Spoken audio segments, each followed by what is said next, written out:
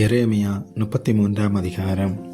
எரேமியா என்னும் காவற்சாலையின் முற்றத்திலே அடைக்கப்பட்டிருக்கையில் கர்த்தருடைய வார்த்தை இரண்டாந்தரம் அவனுக்கு உண்டாகி, அவர், இதை செய்கிற கர்த்தருமாய் இதை திடப்படுத்தும்படிக்கு இதை உருவேற்படுத்துகிற கர்த்தருமாயிருக்கிற யெகோவா என்னும் நாமமுள்ளவர் சொல்லுகிறது என்னவென்றால், என்னை நோக்கி கூப்பிடு, அப்பொழுது நான் உனக்கு உத்தரவு கொடுத்து நீ அறியாததும் உனக்கு எட்டாததுமான பெரிய காரியங்களை உனக்கு அறிவிப்பேன். எதிர்கொத்தளங்களினாலும் பட்டயத்தாலும் இடிக்கப்பட்டவைகளாகிய இந்த நகரத்தின் வீடுகளையும் யூதா ராஜாக்களின் வீடுகளையும் குறித்து, இந்த நகரத்தின் எல்லா பொல்லாப்பு நிமித்தமும் நான் என் முகத்தை மறைத்தபடியினாலே, என் கோபத்திலும் உக்கிரத்திலும் வெட்டுண்ட மனுஷ பிரேதங்களினாலே அவைகளை நான் நிரப்பும்படியாகவே அவர்கள் கல்தையரோடே யுத்தம் பண்ண போகிறார்கள். இதோ, நான் அவர்களுக்கு சௌக்கியமும் ஆரோக்கியமும் வரப்பண்ணி அவர்களை குணமாக்கி அவர்களுக்கு பரிபூரண சமாதானத்தையும் சத்தியத்தையும் வெளிப்படுத்துவேன். நான் யூதாவின் சிறையிருப்பையும் இஸ்ரவேலின் சிறையிருப்பையும் திருப்பி முன்னிருந்தது போல அவர்களை கட்டுவித்து, அவர்கள் எனக்கு விரோதமாய் குற்றம் செய்த அவர்களுடைய எல்லா அக்கிரமங்களுக்கும் அவர்களை நீங்களாக்கி சுத்திகரித்து, அவர்கள் எனக்கு விரோதமாய் குற்றம் செய்து எனக்கு விரோதமாய் துரோகம் பண்ணின அவர்களுடைய எல்லா அக்கிரமங்களையும் மன்னிப்பேன். நான் அவர்களுக்கு செய்யும் நன்மையை எல்லாம் கேட்கப் போகிற பூமியின் எல்லா ஜாதிகளுக்கு முன்பாக அது எனக்கு மகிழ்ச்சியுள்ள கீர்த்தியாயும் புகழ்ச்சியாயும் மகிமையாயும் இருக்கும்.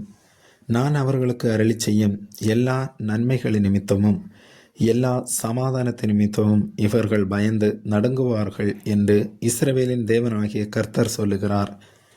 மனுஷன் இல்லாமலும் மிருகம் இல்லாமலும் அவாந்தர வெளியாய் கிடக்கிறதென்று நீங்கள் சொல்லுகிற இவ்விடத்திலும் யூதாவின் பட்டணங்களிலும் மனுஷனாவது மிருகமாவது இல்லாத பாழான எருசலேமின் வீதிகளிலும் இன்னும் களிப்பின் சத்தமும் மகிழ்ச்சியின் சத்தமும் மணவாளனின் சத்தமும் மணவாட்டியின் சத்தமும், சேனைகளின் கர்த்தரை துதியுங்கள், கர்த்தர் நல்லவர், அவர் கிருபை என்றுமுள்ளதென்று சொல்லுகிறவர்களின் சத்தமும், கர்த்தருடைய ஆலயத்துக்கு ஸ்தோத்திர பலிகளை கொண்டு வருகிறவர்களின் சத்தமும் கேட்கப்படும் என்று கர்த்தர் சொல்லுகிறார்.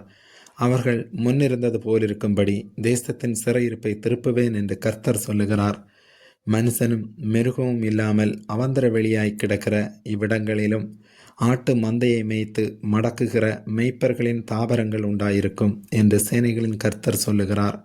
மலைத்தேசமான பட்டணங்களிலும் பள்ளத்தாக்குகளான பட்டணங்களிலும் தென் திசை பட்டணங்களிலும் பென்யமீன் நாட்டிலும் எருசலேமின் சுற்றுப்புறங்களிலும் யூதாவின் பட்டணங்களிலும் ஆட்டு மந்தைகள் தங்களை தொகையிடுகிறவனுடைய கைக்குள்ளாக கடந்து வரும் என்று கர்த்தர் சொல்லுகிறார்.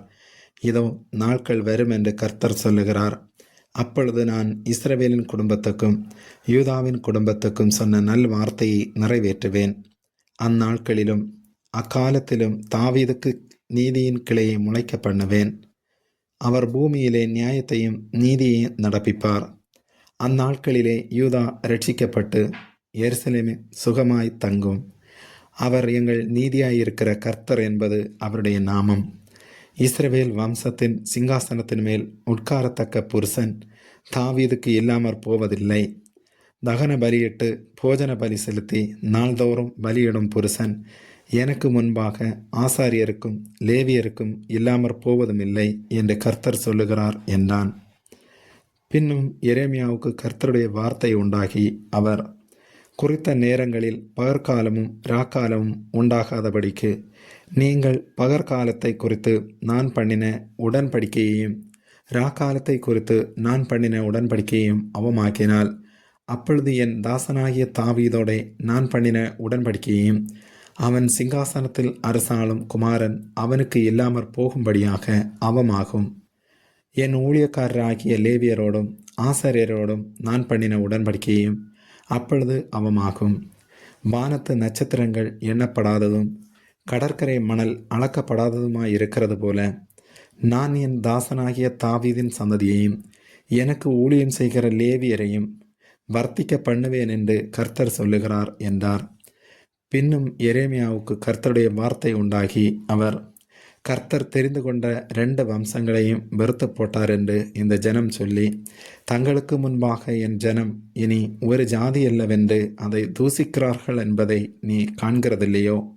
வானத்துக்கும் பூமிக்கும் குறித்திருக்கிற நியமங்களை நான் காவாமல், பகற்காலத்தையும் ராக்காலத்தையும் குறித்து நான் பண்ணின உடன்படிக்கை அற்றுப்போகிறது உண்டானால், அப்பொழுது நான் யாக்கோபின் சந்ததியையும் என் தாசனாகிய தாவீதின் சந்ததியையும் தள்ளி, நான் ஆபிரகாம், ஈசாக்கு, யாக்கோபு என்பவர்களின் சந்ததியை ஆளத்தக்கவர்களை அதிலிருந்து எடுக்காதபடிக்கு வெறுத்து போடுவேன். அவர்களுடைய சிறையிருப்பை நான் திருப்பி அவர்களுக்கு இறங்குவேன் என்று கர்த்தர் சொல்லுகிறார் என்றான். ஆமேன்.